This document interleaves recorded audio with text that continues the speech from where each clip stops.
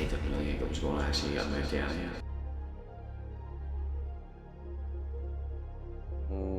Did I ever think about quitting? Probably a few times.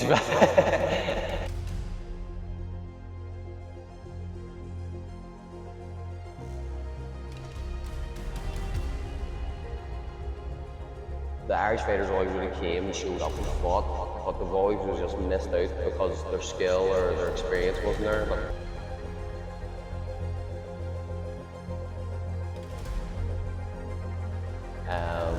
I knew it was dangerous, and I knew it was like, yeah, you could actually hurt yourself doing this here.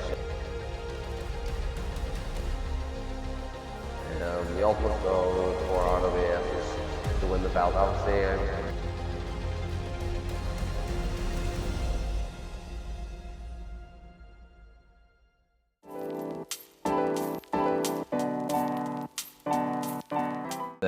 The early pro career was a struggle. You were sort of fighting people who were bigger, stronger than you, but maybe not as skillful. So you were getting into these wars, and you were getting banged up, especially for me at such a young age, and trying to balance like Muay Thai training with school and like your life at 18. Like your mates are going out, you have a missus, you have all this going on, and you're essentially fighting men at that age, because there wasn't much like kids doing it around our age. At the level we were sort of doing it at, so yeah, it was a struggle. One of the fights I realised it wasn't a joke was when I got kicked right across the back of the hamstrings against Alan McCormick, and it felt like I got hit with a whip. So I knew it was dangerous, and I knew it was like, yeah, you could actually hurt yourself doing this here. So that's when I started taking it a wee bit more seriously, especially as the danger level went up. The Irish Muay Thai scene's developed substantially since we started. Like, there might have been 2 or 3 fighters in the gym when me and Garrett started, and from we started to we are now, there's maybe 20 in Belfast alone, and there's 3 gyms in Belfast now, where there was only one gym in Belfast, and then that doesn't even withstand like the whole country as well. So the Irish Muay Thai scene is growing.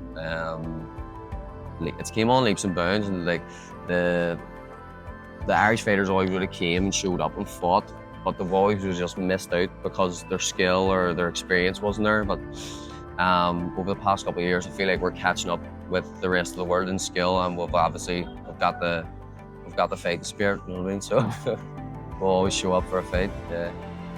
Do I feel like I was part of that growth? Yeah, obviously, yeah. So I feel like from coming through the UK scene and then onto the European scene and then world scene, like, yeah, I do feel like I've been a part of it, and in a good way, obviously, not in a cocky way or an arrogant way. Like, I hope I'm being a good role model for anyone coming after me. The goal back then was, I didn't really have a goal to say. Like, I just sort of took it fight by fight, and I always just wanted to win my next fight, and just keep getting better and better and better. And whether I did win or lose, I knew it was going to keep getting better and better, and I'm sort of just compounded into me like getting to where I am now.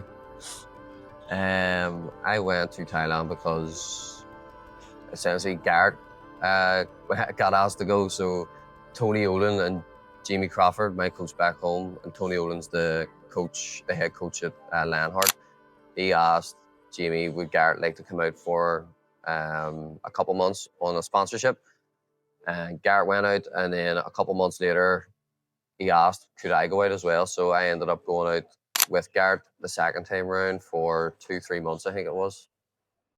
The fights and training over here were like some of the hardest days of my life, but like the best in a weird sense. Like, we actually started in Bungalow 7, where I'm actually staying now. So we started in Bungalow 7 living with the coaches and training with the coaches. And yeah, every day was just a grind. Like, they were obviously throwing you about. They were making you do 50 kicks, 40 kicks every day. It was just they were just hard days, but they were the best days. The trip taught me a lot about myself and how much like pain and struggle and grind I can endure.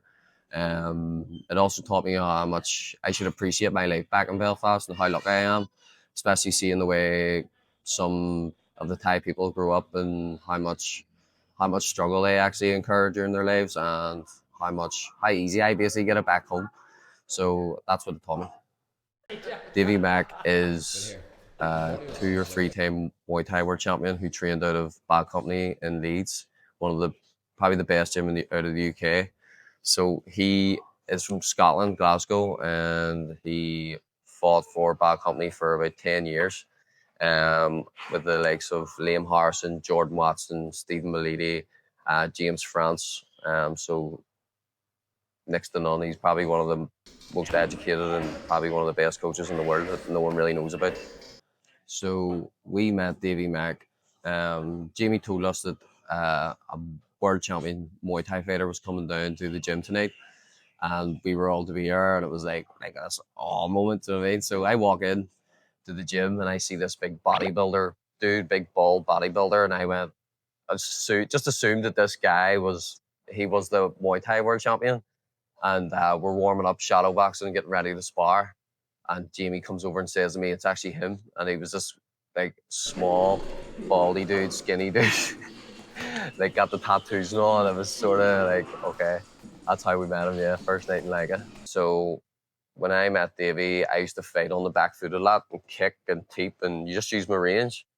And the first thing Davey sort of got me doing was holding my ground and pushing people back and going forward and kneeing. So he really just changed my whole style and whole approach to Muay Thai.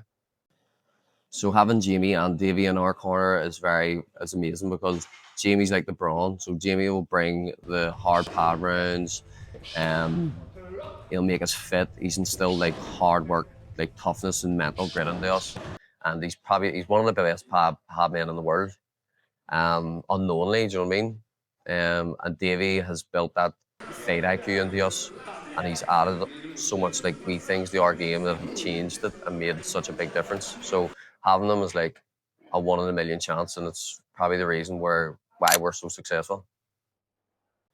When we were breaking through, yeah, we were probably seen as like an easy fight, or because no one really knew who we were or heard of the gym, and Ireland was sort of like a laughing stock for Muay Thai. Like, not like everyone thought in the UK, England would beat Ireland 9 times out of 10, 100%, especially with the training and stuff. It was just a bit behind.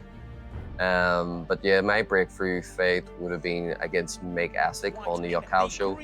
I'm not even sure what age it was, but I just remember coming over and getting the job done and actually putting on a good performance and basically putting England on watch. I don't think maybe after the first fight against Mike Essick, I think we weren't being overlooked as much. I think people knew we were going to come over and we would fight. We wouldn't have sold tickets, we wouldn't have done all these like amazing things, but we would have shown up, we would have made weight, and we would have fought. So we were just happy to take the opportunities and basically showcase our skills. The biggest one I had that helped propel my career was the WBC fight, world title fight against Dechert Sitsong in Verona, Italy.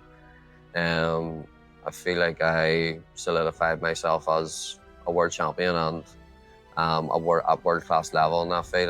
I dominated the 5 rounds and had a clean victory against this strong Thai who beat some of the UK guys on RWS and stuff. It obviously put me on the world platform. It put me basically in the words of the eyes. If you're a world champion, you basically have a target on your back now, and the WBC belt is probably one of the nicest belts to win. Because it's green, it's gold, it looks class, and everyone wants to challenge and fight for it. So it was something that I never thought that I would have fought for, and yeah, it was nice to win. Yeah, no, I felt like I belonged after the fight because I won the belt, and it was like confirmation that I can do this and I can compete at this world title level. So yeah, after that fight, I knew I was world class level. The offer from RWS came about when our boy Warm, the promoter of RWS, approached Davy Mack and basically said, we want to sign Niall to a contract and fight there. The ultimate goal for RWS is to win the belt. Obviously, I'm chasing history, so yeah, to be the first Irish Muay Thai Rajadamnern champion would be unbelievable.